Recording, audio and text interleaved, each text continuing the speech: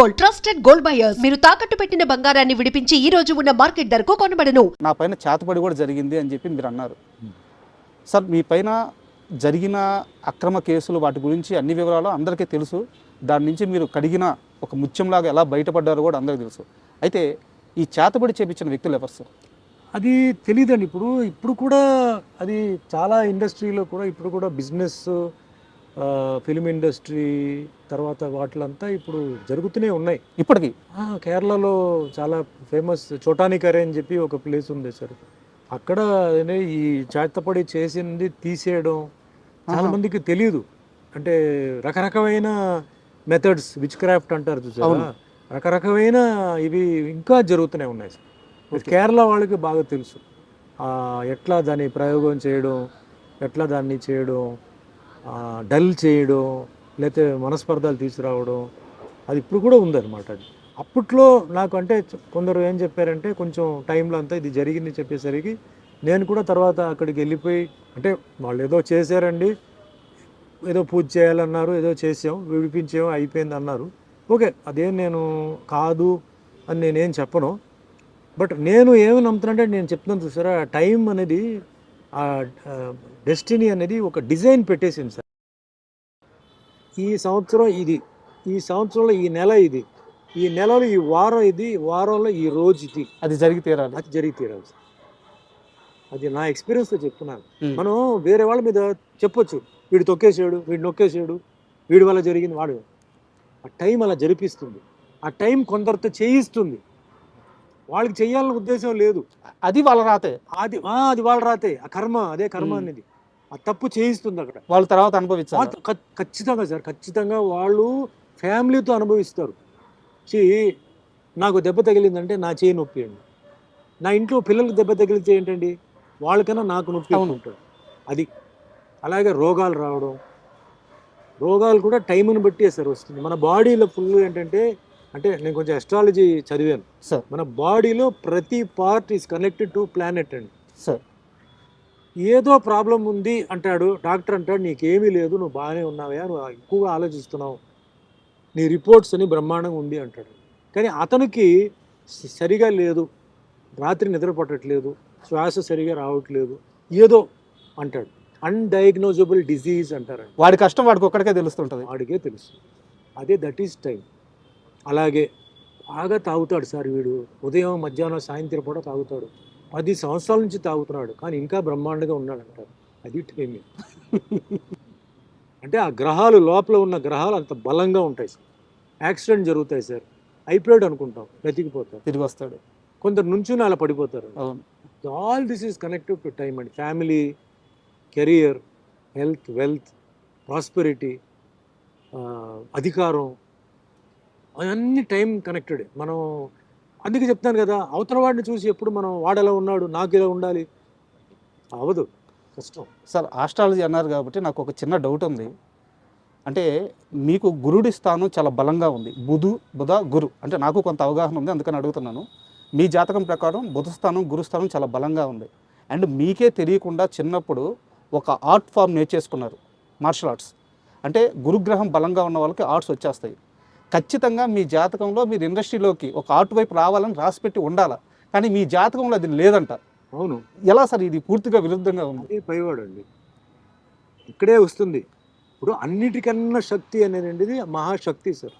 ఆ శక్తి ఏంటంటే, ఇప్పుడు మనిషి జాతకం రాస్తాడు సార్, జాతకాన్ని కూడా ఉల్టా తిప్పగలిగే శక్తి పైవాడు సార్. ఓకే. చాలామంది జాతకం చెప్తారు సార్, ఆ డెత్ అనేది ఎవడైనా కరెక్ట్గా చెప్పగలుగుతాడా? చెప్పలేడు. అదేంటి, వాడు జాతకం అయిపోయింది కదా, వాడు ఇంకా వాడు ఉన్నాడు ఏంటి, ఇంకా వాడు తిరుగుతున్నాడు ఏంటి అంటారు. పైవాడు అదే మిరాకిల్.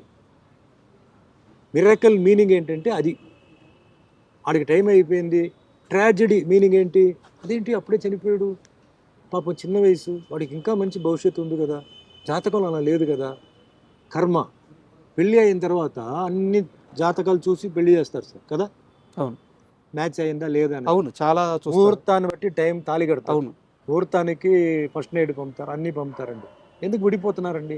పెద్ద పెద్ద వాళ్ళు చీప్గా చూడరు కదా జాతకాలు. అవును. పూర్వజన్మ కర్మ, ఆ పూర్వజన్మ కర్మలో బ్యాలెన్స్ ఉంటుంది, అది బెండు తీస్తుంది. ఎట్లా? పిల్లల ద్వారా. ఎవడైతే తప్పు చేశాడో వాడేమనుకుంటాడు, నన్ను ఎవడేం పీకలేడు, నేను అది చేశాను ఇది చేశాను, వాడిని మోసం చేశాను అనుకుంటాడు. కానీ వాడికి ఒక మనసు ఉంటుంది కదా, దానికి అంతరాత్మ ఫీలింగ్ తెలుస్తుంది ఉంటుంది కదా, అవును. అది ఫీలింగ్ ఇవ్వాలి కదా. ఎవరి ద్వారా? పిల్లల్ని బెండి తీస్తే ఆడు ఏడుపుతాడు, లేకపోతే వాడు ఏడవడు. సో ఆ కర్మ సిస్టమ్ అండి. You get what you give అంటారు. You give happiness, you get happiness. You give sorrow, you get sorrow. So ఆ కర్మ సిద్ధాంతం అక్కడ ఏంటంటే అది బుక్లో ఎంటర్ అయిపోతుంది. మీరు ఏ తప్పు చేసినా అది ఎంటర్ అయిపోతుంది. ఎప్పుడు ఇవ్వాలి, ఏ విధంగా ఇవ్వాలి, ప్లేట్లో ఇవ్వాలా, ఆకులో ఇవ్వాలా, ఎట్లా ఇవ్వాలి అనేది డిసైడ్ చేసి మీ కరెక్ట్ టైంకి పెడుతుందండి. సార్, మీ జైలు జీవితం గురించి, ఆ పరిస్థితుల గురించి మీరు చాలా ఇంటర్వ్యూలో మాట్లాడారు. నేను వాటి లోతుల్లోకి వెళ్ళట్లేదు సార్. ఆ అంశం మీద నాకు రెండు క్వశ్చన్లు ఉన్నాయి, ఇప్పటి వరకు ఎవరు అడగలేదు. 1985 మే 19 డేట్ తప్పైతే కరెక్టే. Correct. 19th. ఆ రాత్రి మీ ఇంటికి పోలీసులు వచ్చారు, మిమ్మల్ని తీసుకెళ్లారు, ఒక ఎఫ్ఐఆర్ వేశారు, అక్కడ ఉంచారు. సరే, దాని నుంచి మీరు ఒక 6 నెలల తర్వాత బయటపడ్డారు, జైల్లో చాలా కష్టాలు అనుభవించారు. ఇవన్నీ పక్కన పెట్టేద్దాం, ఎందుకంటే అందరికీ తెలుసు. కానీ సార్, మీరు జైలుకి వెళ్ళక ముందు ఒక పెద్ద రాజకీయ నాయకుడు, తమిళనాడులో ఒక పెద్ద రాజకీయ నాయకుడు మిమ్మల్ని పిలిచారని, సుమన్ నీ మీద ఇలాంటి ఒక అభియోగాలు నేను వింటున్నాను, నా దాకా వచ్చినాయి, జాగ్రత్తగా వాటన్నిటినీ పక్కకు వచ్చేసి అని అడిగారని, దానికి మీరు నేను ఏ తప్పు చేయలేదు, నాకు సంబంధం లేదు, నాకేం సంబంధం, నాకెందుకు చెప్తున్నారు అని ఆయన నొచ్చుకునేలా సమాధానం చెప్పారని, దానివల్లే మీరు జైలుకి వెళ్ళాల్సి వచ్చిందని నేను ఒక 2 రోజుల్లో అన్ని పాత వార్తలు అన్నీ తెలుసుకొని కాస్త మీ ముందు ఈ క్వశ్చన్ ఉంచుతున్నాను. నిజమా అబద్ధమా? రాంగ్ అండి. ఎవరు నన్ను పిలవలేదు, ఎవరు నాతో మాట్లాడలేదు, ఏ పెద్ద రాజకీయ నాయకుడు కూడా నా దగ్గరికి రాలేదు. It was all of a sudden అండి. సుమన్ జైలుకి వెళ్తారని సుమన్కి ముందే తెలుసు కదా? లేదు, తెలియదు. తెలిస్తే మేము జాగ్రత్తలు ఉంటాము. మీ వెనక పోలీసులు పడుతున్నారని, మీ కాల్స్ కానీ మీ మెసేజ్లు కానీ ఎవ్రీథింగ్ పోలీసులు ట్రాక్ చేస్తున్నారని మీకు తెలియదా? అక్కడ మెసేజ్ ఎక్కడ ఉంది ఆ టైంలో? కాల్స్ లేవు. అంటే మా ఐడ్రీమ్కి వచ్చినప్పుడు భానుచంద్ర గారు ఒక మాట చెప్పారు. ఒకరోజు రోడ్డు మీద ఆయన పోతా ఉంటే మీరు ఆల్ ఆఫ్ సడన్గా కార్ వేసుకొని వచ్చేసి, అప్పటికే అది న్యూస్ వచ్చేసిందండి. అది జరిగిన సెకండ్ డే ఏదో నాకు అరెస్ట్ అయింది. ఓకే, అంతే.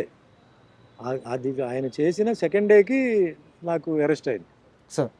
అప్పటికి మనకి అంటే మనకు ఉన్న ఒక సర్కిల్ ఉన్నారు కదా, 2-3 days ముందు తెలిసిపోయింది. సర్కిల్ చెప్పారు ఓకే, ఇట్లా ఏదో అనుకుంటున్నారు ఇట్లా అన్నప్పుడు, ఇప్పుడు భయపడిపోయి కండిషన్ బెయిల్ తీసి లేకపోతే హై బెయిల్కి పోవడం లేదు.